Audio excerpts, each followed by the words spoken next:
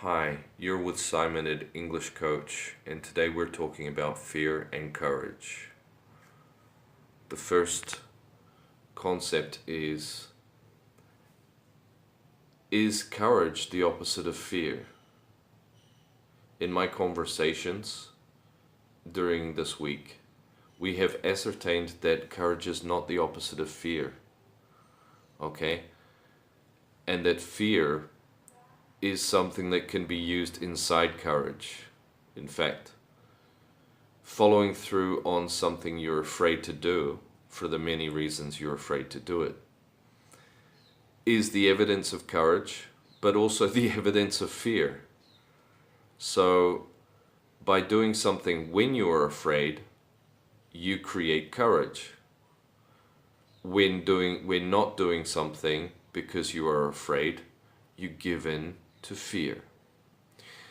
Now, during our time together this week, we have ascertained one more interesting fact, that generally the fear that you have to do a certain thing is not the danger that will change your life or, in the worst case scenario, destroy you. There was a woman called Kelly who traveled to Africa in the late 70s to do rafting and teach rafting in Rhodesia, which is now Zimbabwe. Now, there were many dangers, and of course most of those dangers were probably in her mind as fears, including the fact that the country Rhodesia was changing into Zimbabwe through a war. So there was a civil war in the place that she was going to. The river itself was more dangerous than most rivers in the United States that she had navigated. So fast water, big rocks. You can imagine losing an arm or a leg going down a river like that quite easily. The next danger was that in the region that she was rafting, there were wild animals everywhere. So in some parts of the river there would be crocodiles and hippopotamus. And of course when she got to land, perhaps lions and hyenas or panthers or leopards. Many things, right? Many things could have completely changed her life. And many fears probably entered her heart.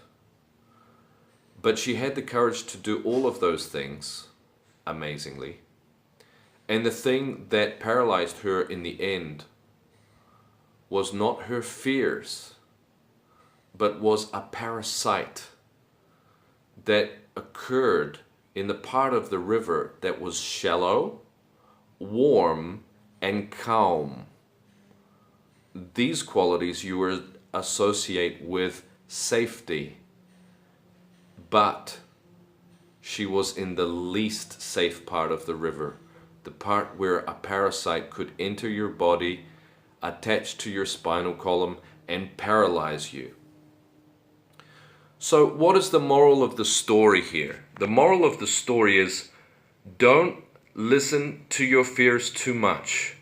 If they are distracting you, they could be distracting you from the real danger. And that is more dangerous than any of your fears put together.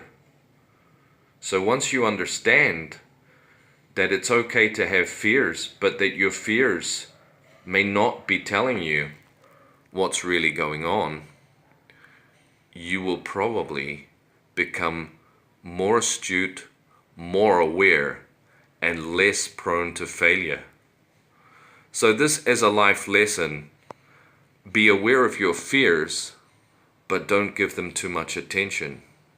Because once you have a fear, it's not likely to happen. And I love this meaning because it gives me a lot of relief to know that my fears are not so real.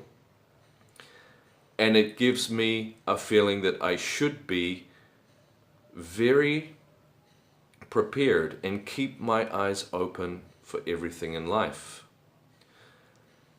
As the acronym goes, FEAR stands for false evidence appearing real. And as the moral of my story, I would like to say that I believe that this is true for the most part. Fear, in the most part, is false evidence appearing real. And having the courage to do things does not eliminate fear. It simply overlooks fear and allows you to continue your life even in the presence of fear. Thank you so much for watching my videos, and I hope to send my next video to you soon. Okay? Thanks.